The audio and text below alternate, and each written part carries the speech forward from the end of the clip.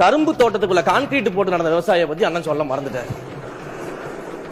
விவசாயிகள் போராட்டம் இல்லாமலே 5 ஆண்டு காலம் வாழ்ந்தார்கள், அதை பாராட்டணும். ஆக இப்ப விவசாயிகளும் மகிழ்ச்சியாக இருந்தார்கள். 5 ஆண்டு காலத்தில் விவசாயிகளும் மகிழ்ச்சியாக இருந்தார்கள்.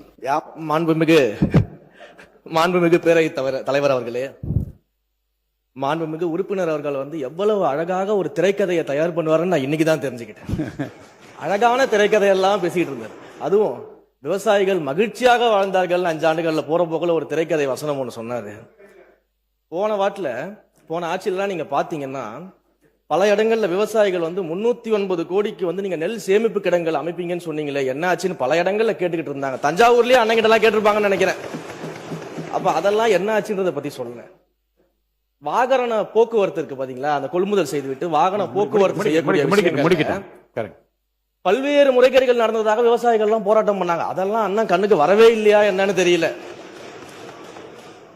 கரும்புக்கு ஒரு விலை நிர்ணயம் செய்துவிட்டு, கரும்புக்கு ஒரு விலை நிர்ணயம் அரசாங்கம் செஞ்சா அந்த விலைக்கு கீழே இன்னொரு விலையை அதிகாரிகள் நிர்ணயம் செய்து கருது கொள்முதல் செய்ததாக எல்லாம் அன்னைக்கு விவசாயிகள் போராடினாங்க, பிரச்சனை பண்ணாங்க.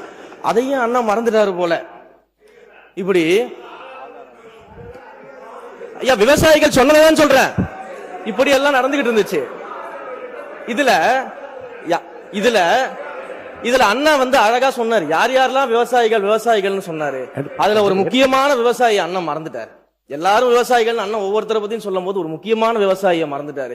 கரும்பு தோட்டத்துக்குள்ள கான்கிரீட் போட்டு நடந்த விவசாயியை பத்தி அண்ணன் சொல்ல மறந்துட்டாரு.